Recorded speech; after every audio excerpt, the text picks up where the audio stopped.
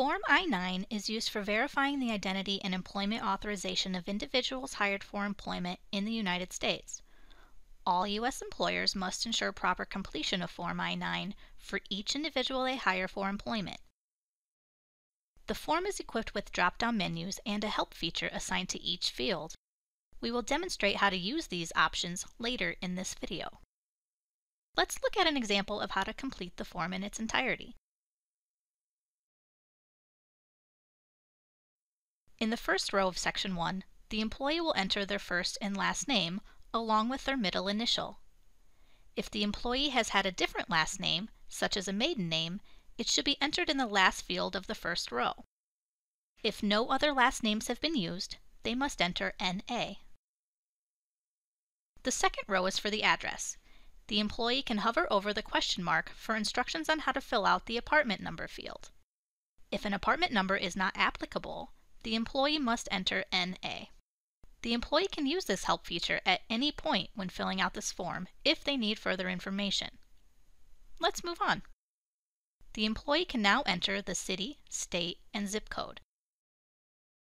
Notice that the state field offers a drop-down box for ease of selection. The third row is for additional demographic information. The date of birth is required, and this format must be followed. The Social Security number is voluntary unless the employer participates in E-Verify. Email and phone numbers are also voluntary, but cannot be left blank. The employee must enter NA if they elect not to disclose this information. Now let's look at the attestation section. Employees must select one of the 4 statuses in this section. When a status is selected, this area will auto-populate the fields that do not need to be completed as a result of their selection. Let's look at what happens when the employee selects number 1, a citizen of the United States. If they click box number 1, the remaining open fields for boxes 3 and 4 will auto-populate with an NA. Let's look at another example. If the employee selects box number 3, a drop-down appears in the second field, allowing the employee to identify whether the number provided in the previous field is an alien number or a USCIS number. Similarly, the fields related to box number 4 will auto-populate with NA. The next section is for the employee signature. The I-9 form cannot be signed and dated electronically.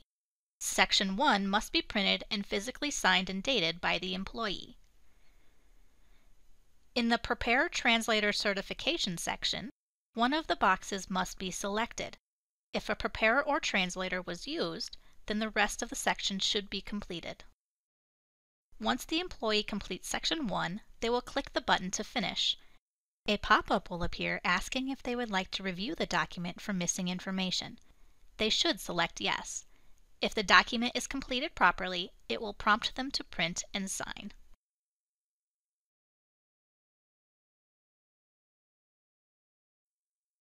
Let's look at Section 2. This section is completed by the employer. If you are completing the form electronically, the employee info from Section 1 will auto-populate. The documents the employee presents to validate their identity and work authorization will determine how Section 2 is completed. It is important to remember that you need to review original documents. Photocopies or scans of documents are not permitted. Let's look at a common example of an employee presenting a driver's license for List B and a Social Security card for List C. All of the columns provide drop-down options for document title. In the second column, select Driver's License. Once an option is selected in List B, notice that all of the fields in List A get auto-populated with NA. Additionally, a drop-down menu appears for issuing authority. Select the state from which the license was issued. For this example, we will use Wisconsin. Next, you will enter the document number and the expiration date. If this field is not applicable, enter NA. The List C column works the same way. Fill out the information from the employee's Social Security card. You may notice that there is a field called Additional Information. It can be used for notations that you may have previously made in the margins. This area can be left blank if not needed. Check out the help icon for more information. Let's move on to the employer's attestation section. Enter the employee's first day of work for pay, following the prescribed format. In the 3 lines below the start date, all of the fields can be filled out electronically, except the signature and date fields. Once you are done with Section 2, click the button to finish. Similar to Section 1, you have the option to review the document for missing information.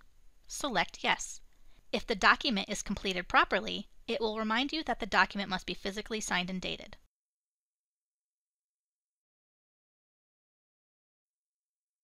This section only gets completed when former employees are rehired and/or the employment authorization has expired and needs to be updated. Most of this section can be completed electronically, and the drop-downs work similar to other sections. However, like Section 1 and 2, it must be printed to be signed and dated. That completes the review of how to complete the new I-9 form.